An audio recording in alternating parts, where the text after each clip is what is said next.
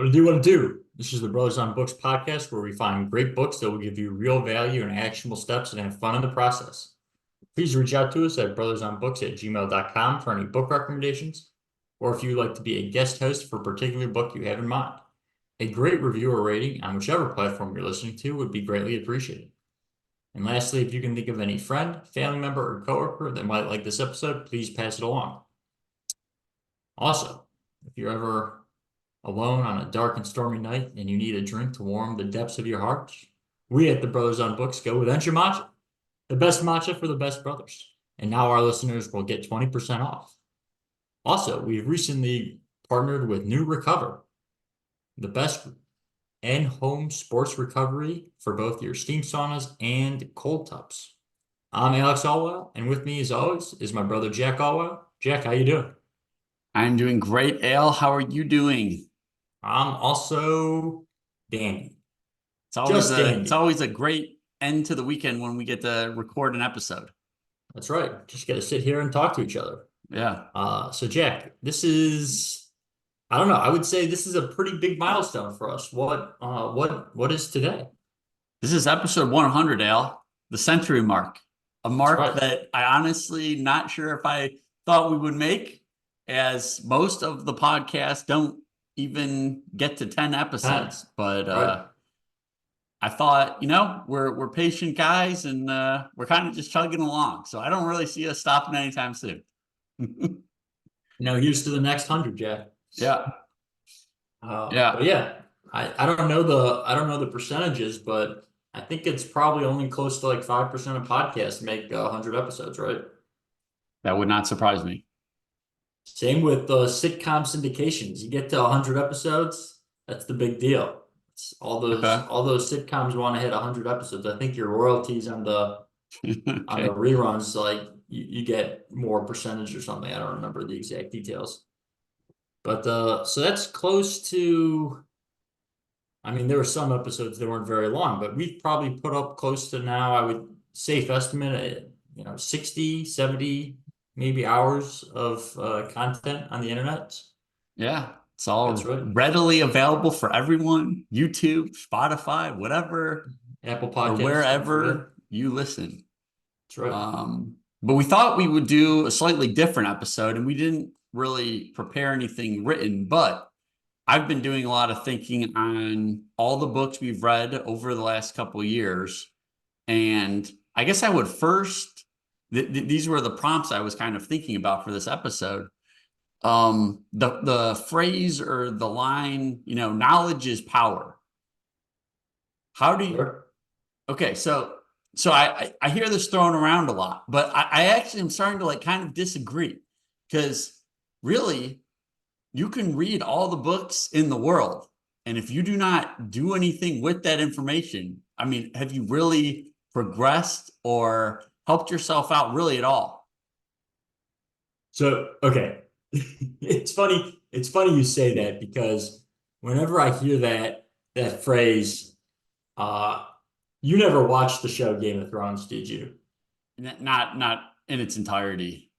Okay. So there's a scene in the first season when I mean, well, but for the viewers, I'll just use their names. But the one character named Littlefinger is talking to the Queen, Cersei Lannister, and he says knowledge is power. And she looks at him and she says, "Guard, slit his throat." And the guard goes to cut his, like, to go to essentially execute him. And right before he does it, she says, "Stop." And then she looks at him again and she says, "Power is power."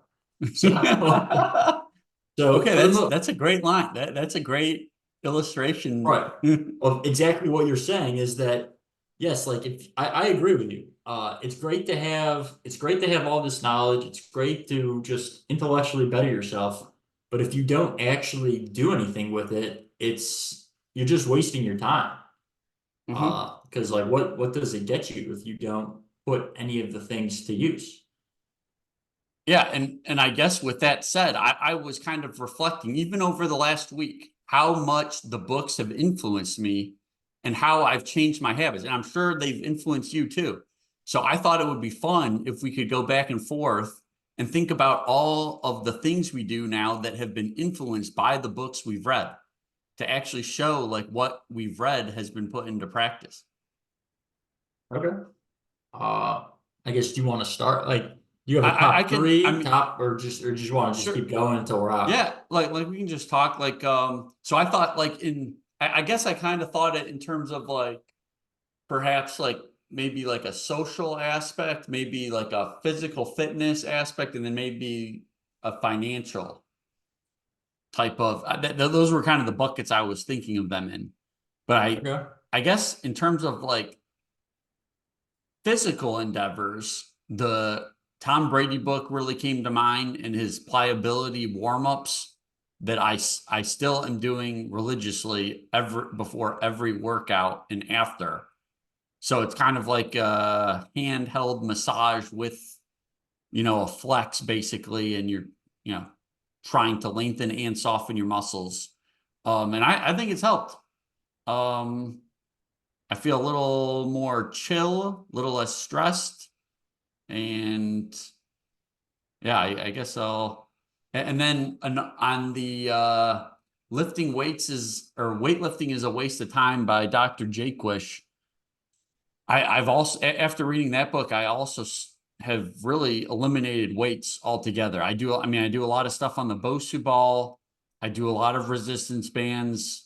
I haven't been doing the X3 as much, but I was doing it a ton. But now I do a lot of resistance bands when I go. Well, I go to Planet Fitness now, but I'm almost exclusively doing resistance bands, and I've also worked in some of the Brady resistance work. But yeah, so that has been totally changed. Um, and I guess the last physical thing I would say is like the cold exposure. I still do occasionally in the Wim Hof book. Um, and that's all like just thinking my last couple of days. That's my dates have been influenced by those books. Yeah. So, well, in the box of, I guess, physical fitness, those were the three that came to mind off the top of my head as well. Uh, I mean, the Tom Brady stuff, the pliability for my elbow, I had. I mean, I never really. I feel like I've tried to not talk about it that much, but I felt like I was having at points. I started having pretty bad tennis elbow, Mm-hmm. and the pliability exercises for he explicitly talks about exercise you can do for tennis elbow in his book, and yeah, that's really helped me. I think we recorded that book around my birthday, so that would have been November. Mm-hmm. And I feel like, I mean, I wear a compression sleeve still when I play, but I've really had no problems since I've started doing that. Great. The As far as the weightlifting is a waste of time. As well as, I mean, this is sort of tied into the Wim Hof method as well, the intermittent fasting. Ah, okay. I feel like I still don't eat breakfast. Dinner is usually my last meal of the day, and then I'll eat a relatively early lunch. So I'm still on that like 16-8 Mm-hmm. type of sequence for the intermittent fasting, as well as your lovely wife's book, Lessons from a 10-Day Fast. I still don't do the hydrogen peroxide microdosing, What but about the so that's yeah, the fasting. I kind of forgot he talked about that, but yeah, I've been doing that. And in Elena's book, the one thing I feel like I do pay attention to is the carbohydrates to fiber ratio. So when I'm okay, shopping, I do try to look for things that have that ratio of 5 or below. So meaning not really more than 5 times the grams of carbs per gram of fiber. And I think okay. that's been pretty good, actually. I feel like I get way less like head fog because I think you don't, yeah, when you have those really sugary foods, you kind of crash or kind of feel like you need a nap. I totally don't remember that in her book, but now that you say that, I will try to be on the alert for that.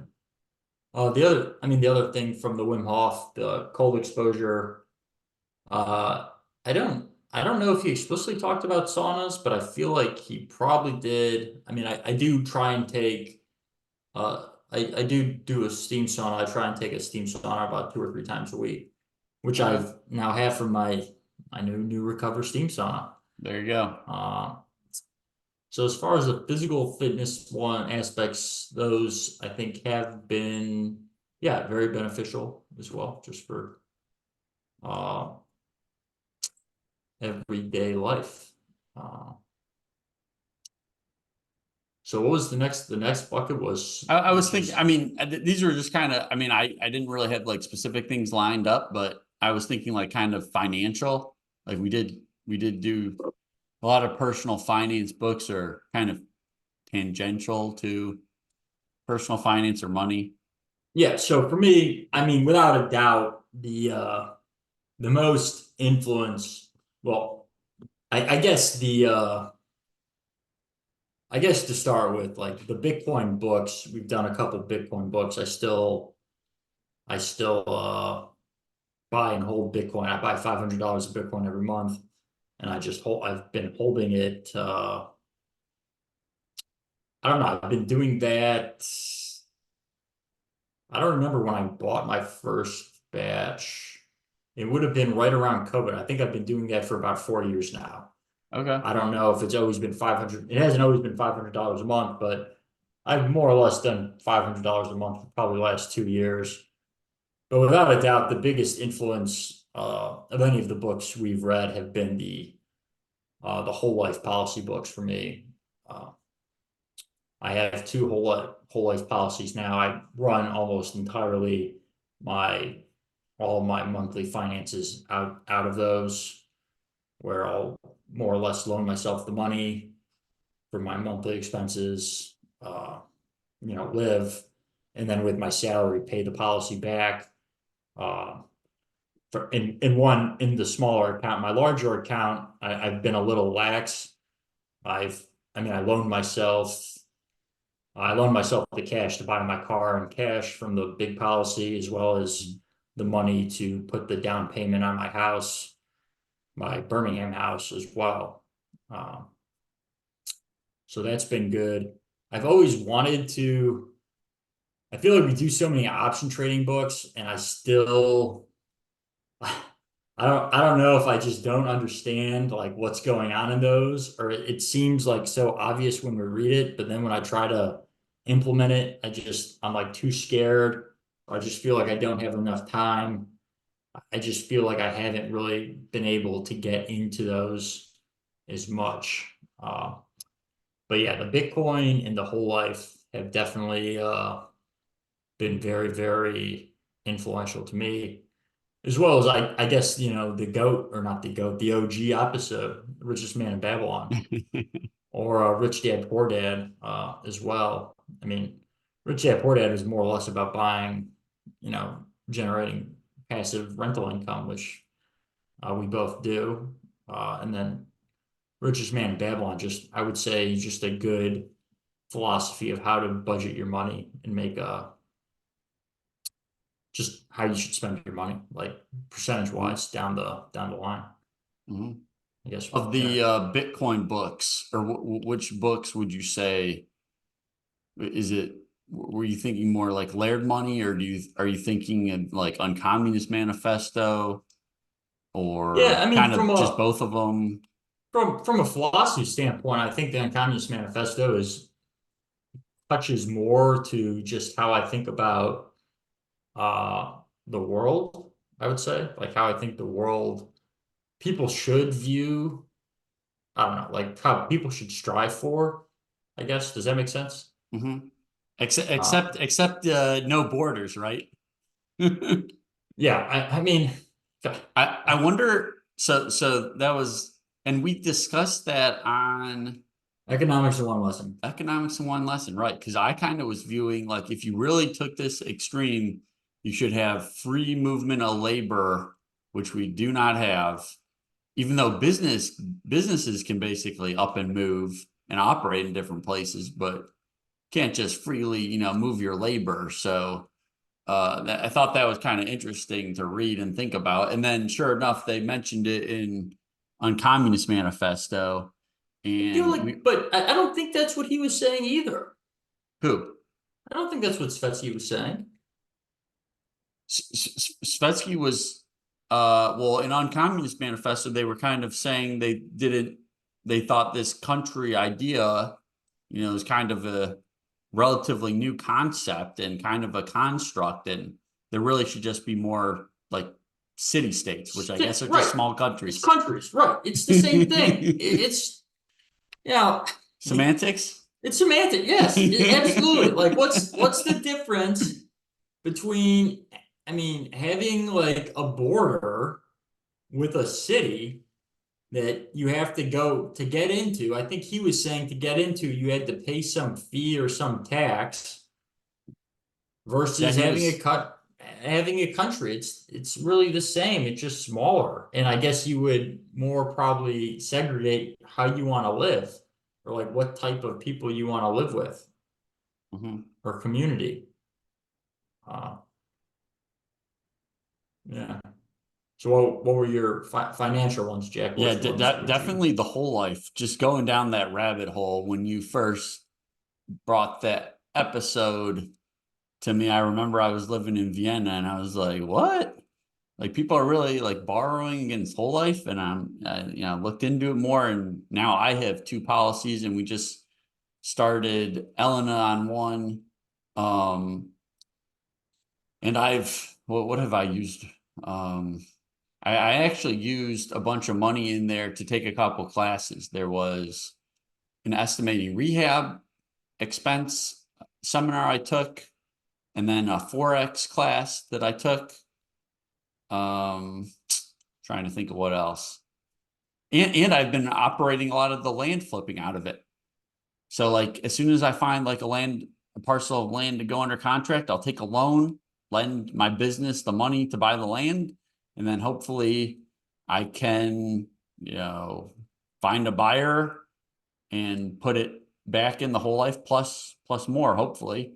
And it's been pretty great, I'd say. This new policy we got in Elena, it seems like there's a few more issues and it seems it takes longer to get the money. But all in all, I've been pretty happy with that. I would definitely echo. There's been a lot of books that have kind of touched on the idea of Bitcoin, I think. There was one that I think it was Dictator's Handbook, I want to say actually, where they're talking about how a lot of the issues arise from these dictators where like if you're sending aid and a lot of the money's not really going to the people that need it. So like that kind of, I thought that book somewhat reinforced the idea of Bitcoin in my mind. I don't know. Actually, Why it would be necessary or why it yeah, is like I necessary. could see the use case in that way too. Like that, yeah, that is a good use, but I I mean, honestly, it probably hasn't helped a whole lot, like with I guess people in Gaza that can't get out or and are supposedly getting aid in some way, or and I don't know if you were listening to George Gammon on uh this quest he did where he was only trying to live off of gold, silver, and Bitcoin as he traveled through Argentina. And people seemed very uninterested. And he was having to sell things at a deep haircut because people just seemed more interested in the fiat currency stuff. Because a lot of the people, it seemed like, didn't even have like an emergency fund. So they have other bigger fish to fry. So I thought that was kind of interesting, but not to get too off topic. Trying to think of other financial. Yeah, but the whole life in Bitcoin definitely were the big ones that I thought of. Not the options. I feel like you're Mr. Options. I love reading about the options and I do sell them, but I guess in terms of because I think I was doing that even before we read them, so I didn't really feel as if they like altered my train of thought a lot. Um, but actually, you know what? No, I will rephrase that because the book on which one was it? Um, the one, what was the book we read that was about Taleb and his Dynamic, partner and dynamic. Spitznagel, but it was, I think, Chaos. Oh, Is it Chaos Kids, right? chaos things. Yeah. Um, that made me think a little bit. I had been selling options a lot, but that book made me think maybe I should be buying some. And I have been buying like long dated options that are very out of the money.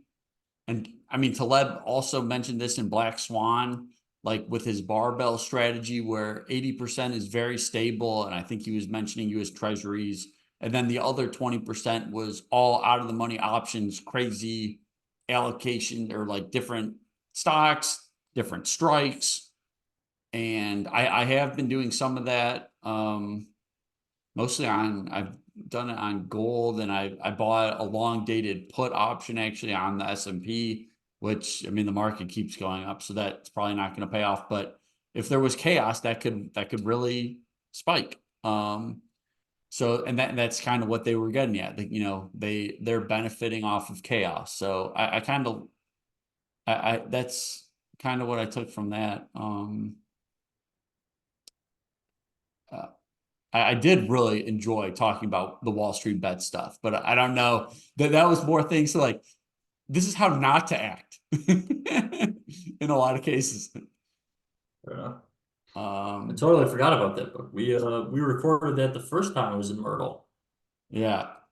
And you know what? The other book in the finance realm that did strike me, and I think this is going to influence the next set of books I pick somewhat, at least one book, is Taking Stock by Doc G.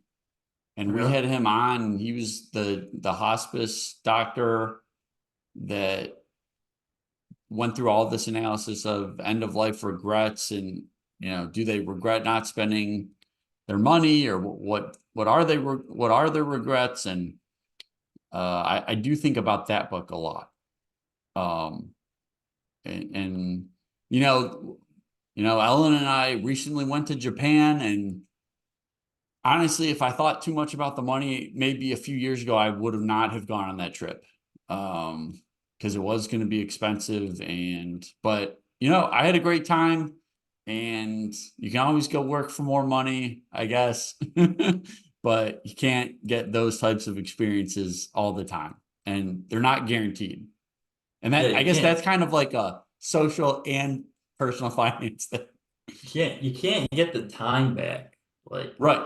there's something to be said that you can go do those things when you're, young and healthy and fit, not when Yep. you're like, you know, old and retired. Um, Yep. but Yeah, in your because we case, were young and retired. Yeah. Yeah, we were walking like over 20,000 steps a day. So It's a lot of walking that's there, Jackie boy. it does take a toll. So, How do your uh, hips manage? my hips have been feeling pretty decent lately, actually. Yeah. I don't know. Um, I'm just looking through our list still. I mean, actually, the book I would say that I disagreed the most with the concept, but I respected the author and I think it's a she, how she wrote was The Deficit Myth. Yeah.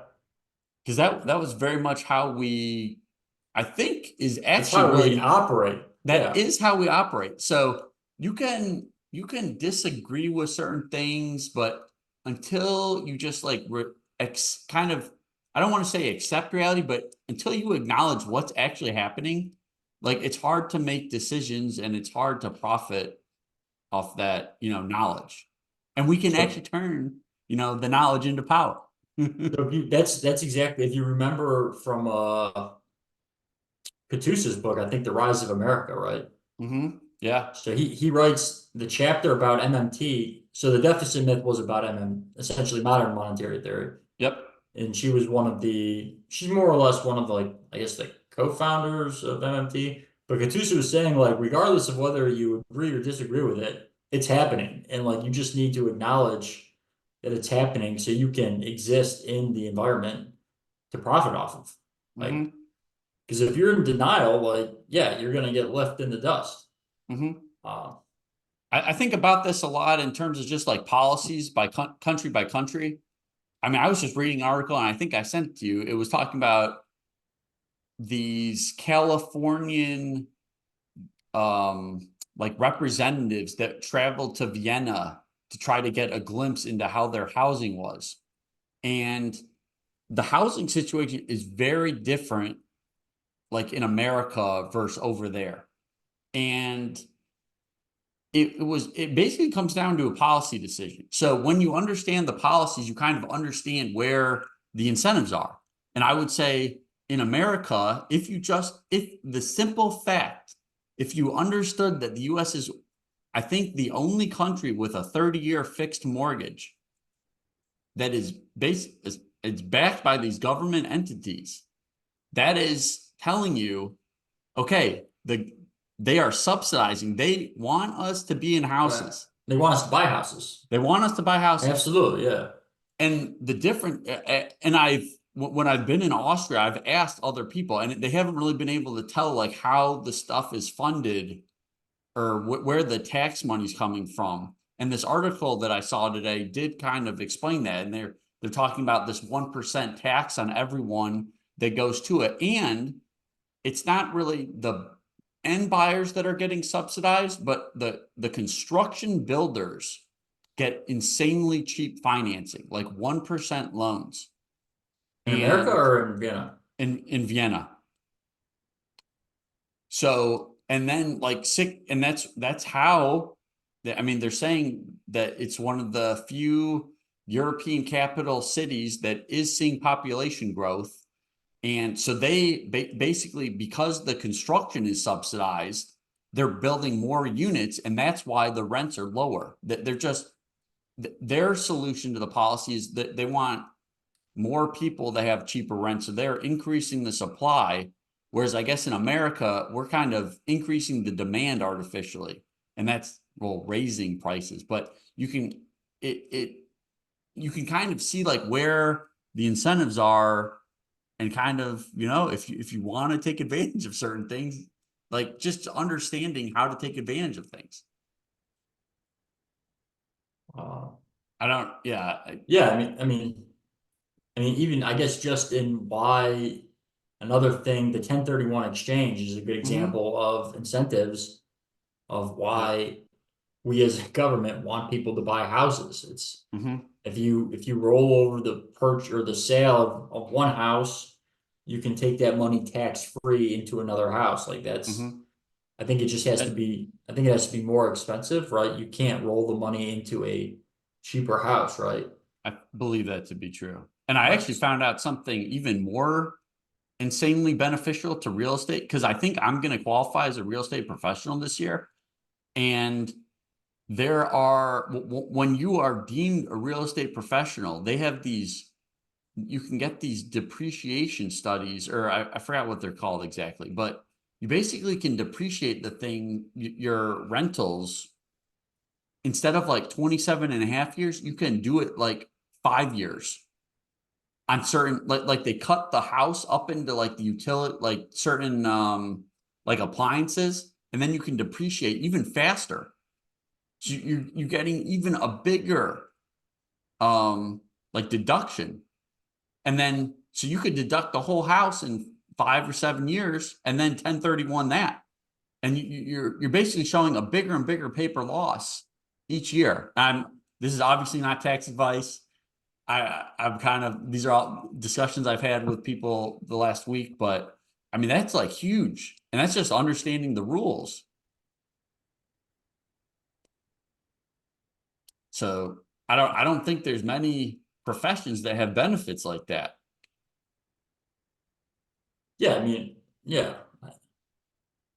Yeah, I I mean, don't haven't you heard the saying that like the American economy goes sort of with like the American housing economy or whatever that I I guess don't know. that's I've why. heard some paraphrase saying like that. Yeah. Uh, So yeah, I guess the takeaway is, learn the rules of the game, right?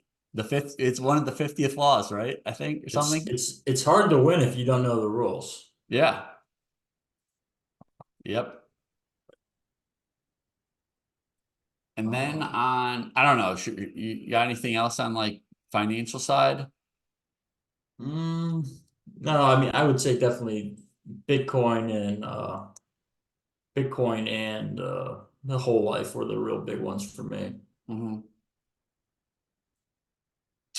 From a social side, I definitely would say I have not implemented as much from the social aspect, I would guess, uh, that I have from the other two. I don't think we've read as many just social books, though. I feel like we've read like a lot of sociology books or like psychology books, Okay, well, what but about yeah, like what about those? Like what comes to your mind, I guess?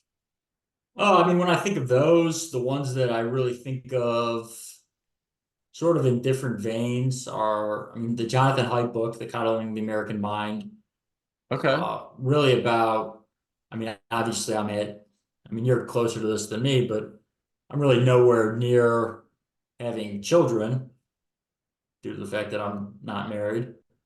Mhm. But I feel like that gave a very good overview of sort of how things you should look for and how to raise your child so they're kind of well adjusted to the world. Mhm. Uh, he gives a lot of really great talks. He actually just wrote another book uh, that I'm not saying I was going to pick, but I definitely considered it. I've Okay. not finalized my list for the next book draft. Uh, John Haidt book, the Aaron Clary book, uh, the the Book of the Numbers or book Reconnaissance Man? the book of numbers. Okay. Definitely thought about that. I mean, it's such an odd. I mean, my main takeaway from that book actually uh was not really was more that I feel like you need to look internally and just better yourself, and then put yourself in better positions.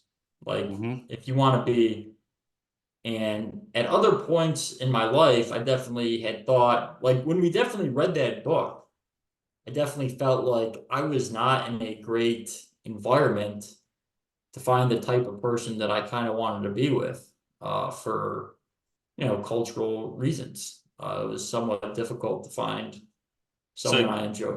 so for, like can you describe like what your state was or why did you think it was like not a good Well, yeah, I spot? mean, I live in the Bible Belt, and a lot of women don't want to be with me because I'm not one with the Jesus. Okay. So that definitely caused some problems in my dating life. So then So did Reconnaissance Man influence you or have you thought about I don't know, doing some recon for that type of not really. reason? No, No. not so much. Okay. Uh, what else?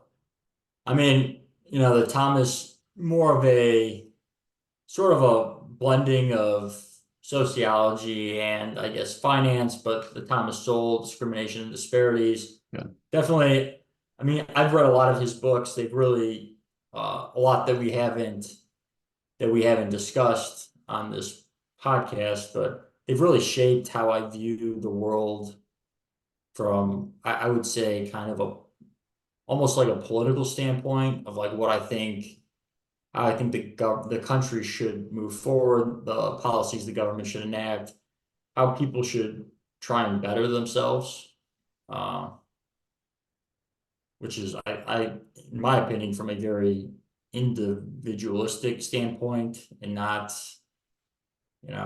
needing government support type of Mhm. situation. Uh, What about the God Sod books at all? Do you feel like those okay, yeah, books have yes, very very much so. The last God's Out book we did, the sad truth about happiness, I felt like was while at times somewhat it seemed like to me well one the parasitic mind I think is probably I think that book was written in 2017 maybe 2018 Do you remember? I don't I do remember. not. But I feel like he is so right about that, about how these ideas can permeate through society. And I feel like it's become so apparent now, like how these just awful ideas are more or less destroying. I feel like they're destroying, in some regards, our culture. They're creating a lot of cultural strife, a lot of strife, uh, just in the country. And I mean, he had an entire chapter about, radical Islam. And, I feel like it was almost, prescient about like what's happening right now. Mhm. Uh, yeah, I think those are kind of my thoughts. What about Yeah, you? I guess on the well, recently when we read, yeah, The Sad Truth About Happiness, I mean, he had that small part about his dog, and that's literally when I started looking into a puppy. So we're getting a puppy this next week.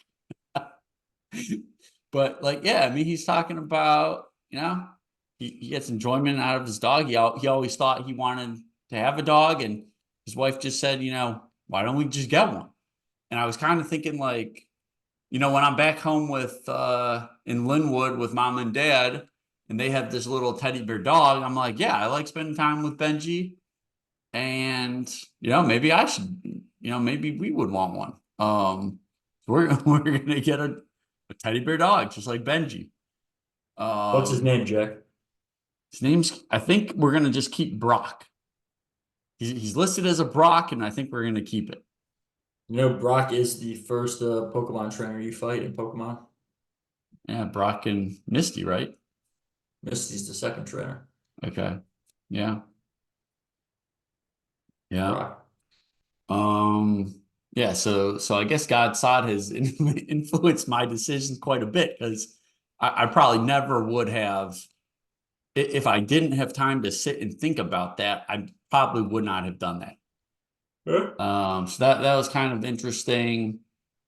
Um, yeah, I mean, Recon Man, I think if I would have been younger when I read that, I think I could have seen myself taking some action on that. Because I think he's really right that a lot of people would be better off picking or trying to do some research on the location they want to, put down roots instead of just looking at a job um or just staying where they are just because that's where their families live for generations. I mean, it's great if you like where your family's been for generations, but maybe there is a place that better suits your personality or your likes and yeah. So I could see that. Um, I mean, that book, the sort of tragedy of that book is, I feel like he even says it, is that that book, the tailored audience for that book is like 18 to 22-year-olds. yeah. And like, how many 18 to 22-year-olds are actually reading that book? It's like Yeah, I mean, this not is a not a I was thinking about this actually, because I was having a discussion with someone about how I feel that the books that we were instructed to read as we were young, I just had zero desire, and I thought I just didn't like reading, but I was really just reading the wrong stuff, and I love reading now, so I really wonder if I mean, I guess there was no one like not allowing me to read a book, but I guess I just, for whatever reason, maybe I don't know if it was not being exposed to it as much, but and I know you read way more as a youngster, so I guess I don't really have anyone to blame on this other than myself, but I just didn't feel like I was interested. And yeah, I mean the thing about Reconnaissance Man is how do you get those young people to be interested in reading to begin with and I like mean, actually thinking about life? to be fair, when I was young, I was almost exclusively reading science fiction and fantasy. Uh-huh. I thought anyone that I didn't even like, I thought only losers read nonfiction. I'm like, why would you read nonfiction? Like, it's just like reading life. I remember Okay. our cousin Dan who came on once. I remember I was in San Diego and he was reading some biography about some like president. And I just remember thinking like, why on earth would you why would you go read about someone's life? Like, why don't just go read something fun? Like, what are you doing? And like now, I mean, I don't know if I probably wouldn't scoff at that now, but still probably not going to go read a biography, even if it would be relatively interesting. But Mhm. I definitely read way more nonfiction now than I do fiction. Uh, And you enjoy it. I do enjoy it. Yeah, it's just different. Like in many regards, it is harder. Like I have to pay attention way more. Mhm. Like when I read fiction, like I can kind of you can kind of skim it. You can can kind of be doing other things. I can have the TV on, I can be reading, sort of like, when I would study in high school, like read the book on the couch, watch some TV, maybe do some problems, call it a day. You're okay. But with a lot of these books, I feel like if I do that, I kind of lose the meaning of what's being said. Mhm. So it needs to be a lot more intentional, I guess. Mhm. Cool. Um, I don't know. Any more thoughts on the first 100?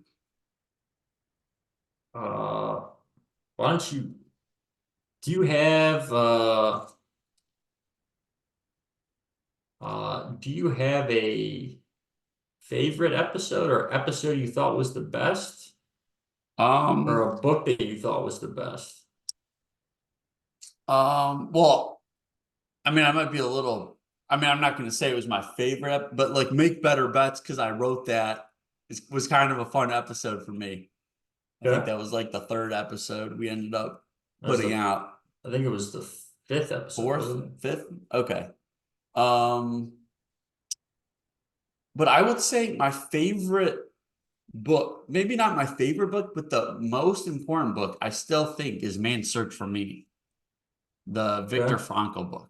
If I could only read one book over and over again from the first episodes we've done, that would be the book I would pick. Sure. And I like its message of finding meaning in even the darkest of Fine. circumstances. I feel like I recommend that book to people more than anything else as well. Yeah, I'm definitely on like X. I'm always, if when people ask, I'm always recommending that book. I feel like it Um, just gives you a very basic framework of how you should look to lead your life in a mhm, weird, yeah. yeah, absolutely.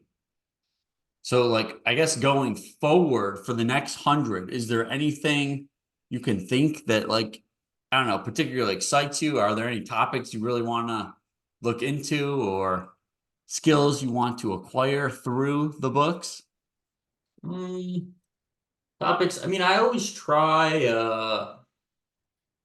I think it's because I often try and I think I would like to maybe do a little bit more of the science for the everyday type of people books. Okay. I usually try and I don't know, probably every other draft, I try and pick a sciencey book.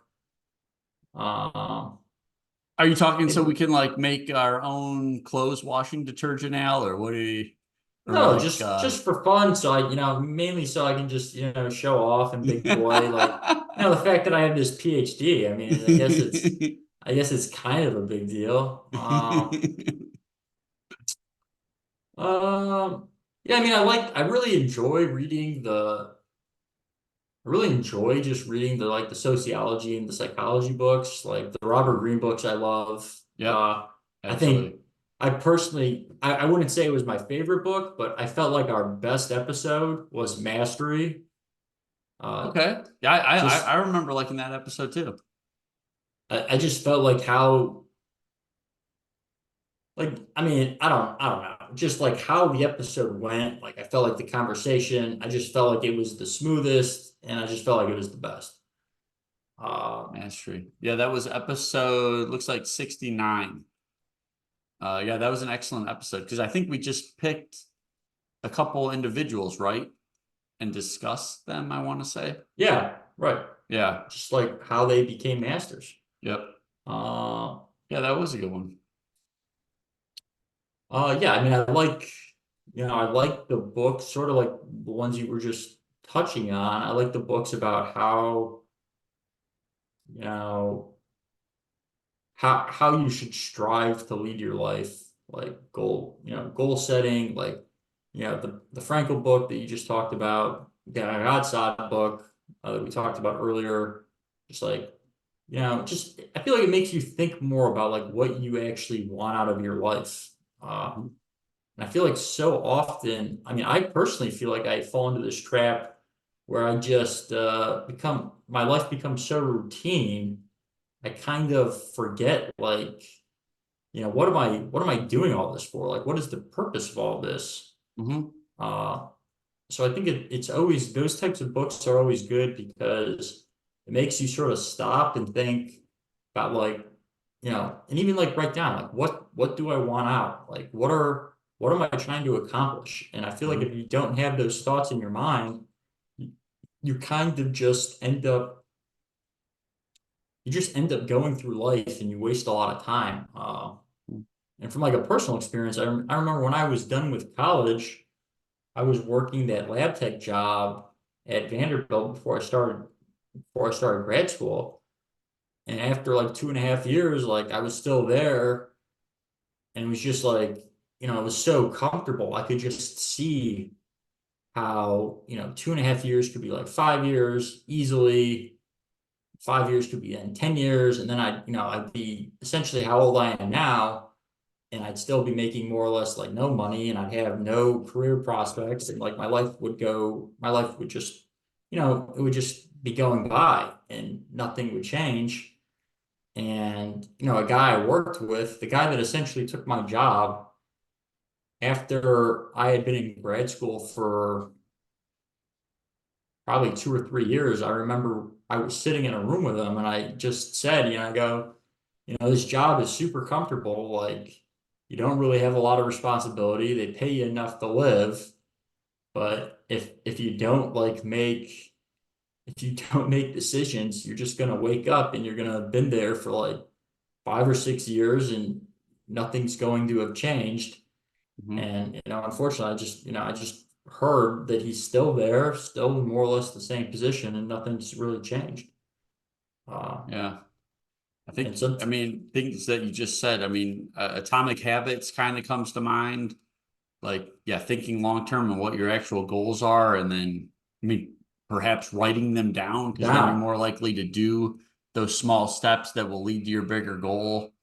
Um, yeah, and thinking about like what is the purpose of life. And I think the what I liked from the sad truth about happiness is kind of I've started thinking about it since we read it, just trying to minimize future regret, like in how I go about making decisions.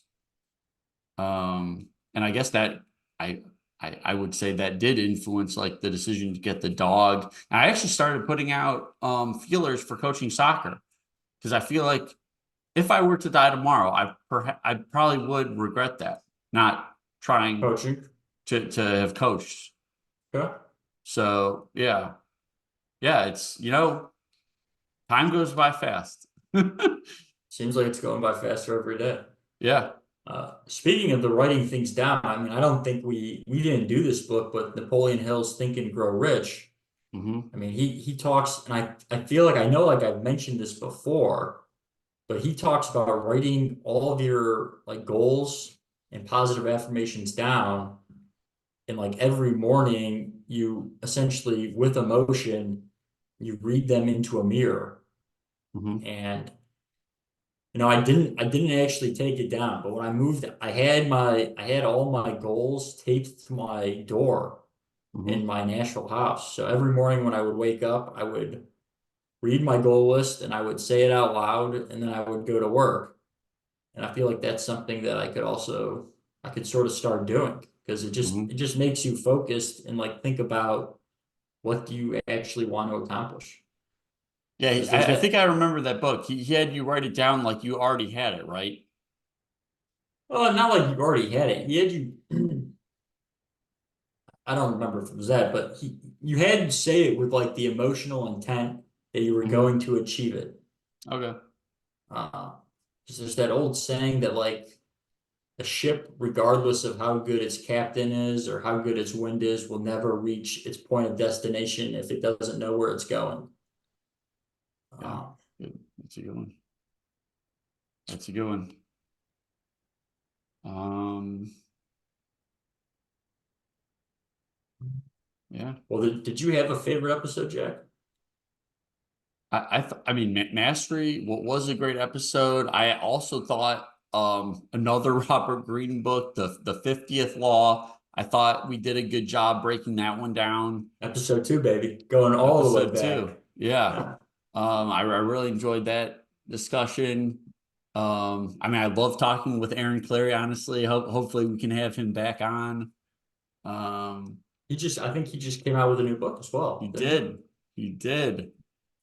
Yeah, Um, he was a fun talk too. yeah. So, and I guess looking forward, yeah, I'm just looking forward to being exposed to new ideas that I can implement some way. But I like the books we picked so far. I mean, I guess I feel like we sort of need to give a shout out to the goat of podcast guest, Godmother Sharon, Yeah. who for some reason we get our biggest episodes when she's on. Yeah. And our biggest YouTube views, yeah, for sure, coming when Sharon is a guest. Right. She's been on And every. I just to, I think she'll be back for this next season.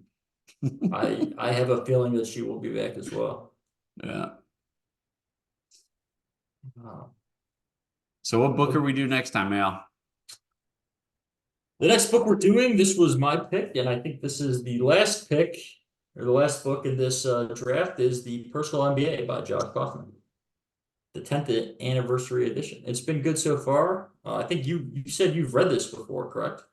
I have read it and I'm really enjoying going through it a second time. Great resources and I almost wanna I've been asking people that have gotten an MBA to actually read it and discuss it with us, but I think they almost don't want to because that it might make them sad that they spent all that money. I don't know. I don't know. I don't know why people are so hesitant to read this and discuss it with us, but I haven't had any luck. How many? I could reach out. How many people do you know that have done MBAs? I I there's mean, quite a probably few, probably dozen, couple dozen. couple dozen. Man, you're a big mocker, Joe, Jack. So I could throw um, some. That's an interesting idea. I could throw some feelers out for that one too. okay, yeah, that would be fun.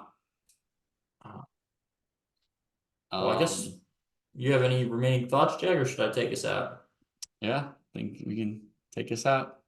All right. Please reach out to us at brothersonbooks@gmail.com for any book recommendation, or if you would like to be a guest host for a particular book you have in mind. A great review or rating on whichever platform you're listening to would be greatly appreciated. And lastly, if you can think of any friend, family member, or coworker that might like this episode, please pass it along. I'm Alex Alwell, and with me as always was Jack Alwell. Jack, it's been an absolute pleasure. Absolute pleasure. This has been a massive milestone. We've hit 100 episodes. Still not profitable, but that's okay. Uh, it's been fun. I feel like we've learned a lot. Uh, yeah, and Priceless. here's to another 100. Yeah, absolutely. Until next time. Till next time.